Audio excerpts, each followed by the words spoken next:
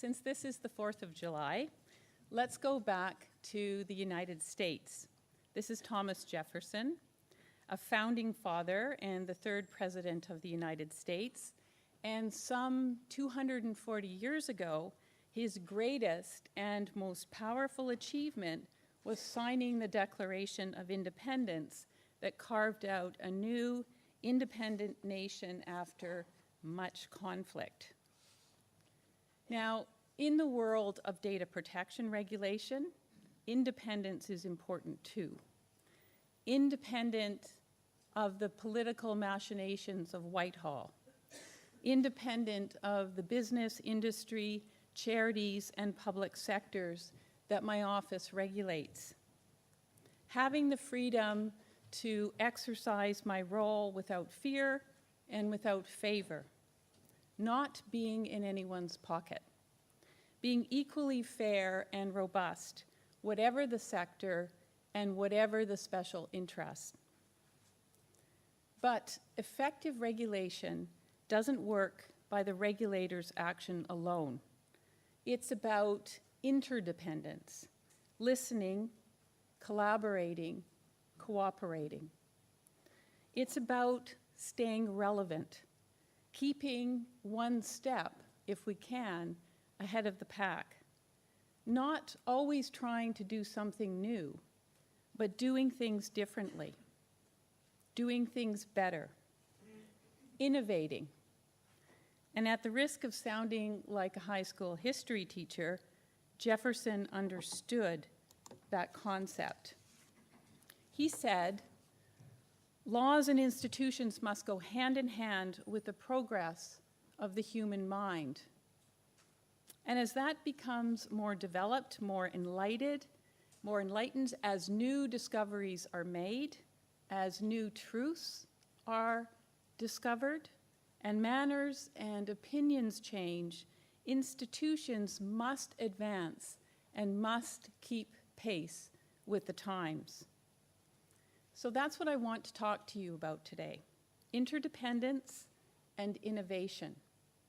Because listening to other points of view, considering alternative approaches, collaborating with each other, this gives rise to innovation.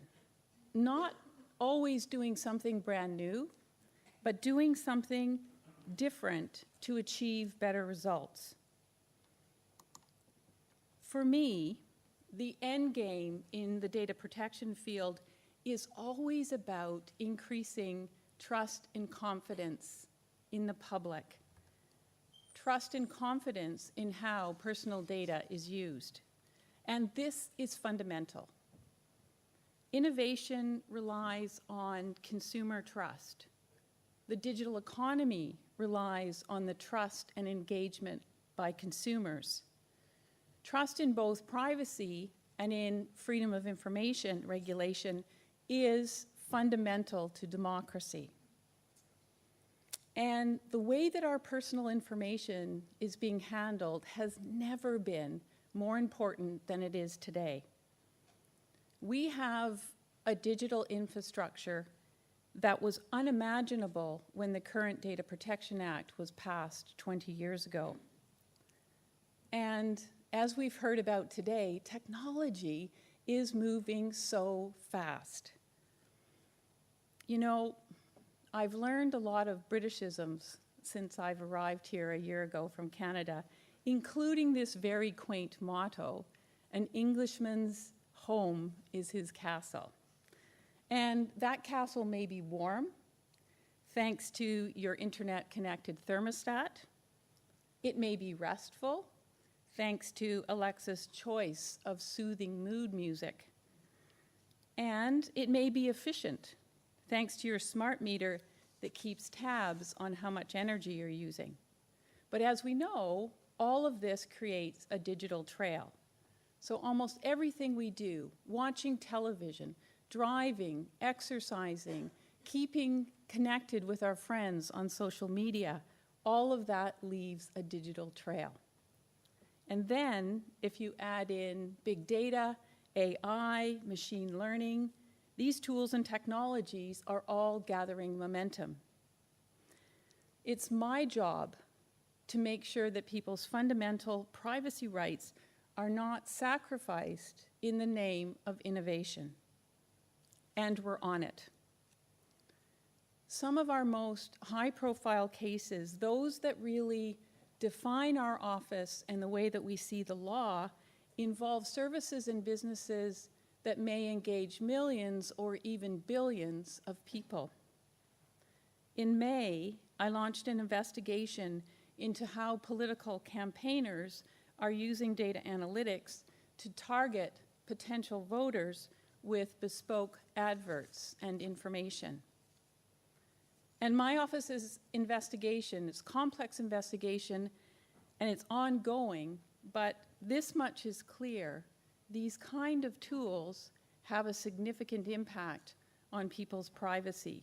And it's important that there is real and greater transparency about the use of these data analytic techniques.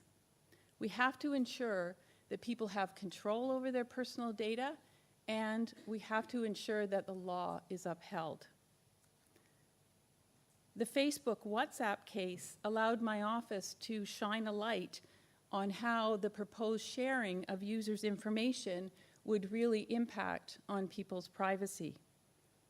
And our intervention, along with that of our European colleagues, was quick and it was effective. And as a result, Facebook felt compelled to pause the data sharing until it could satisfy the concerns of the European data protection supervisors, of which I am one. I will always stand up for the privacy rights of UK citizens, and I'll listen to what they have to say, what they're worried about, where they feel that their trust is being eroded. But I'll tell you what I don't hear. I don't hear people wondering about the future adequacy arrangements or what our role is going to be on the future European Data Protection Board. These are important issues to all of us in this room. These are important issues that underpin the data protection framework, but they're not what concerns the person on the street.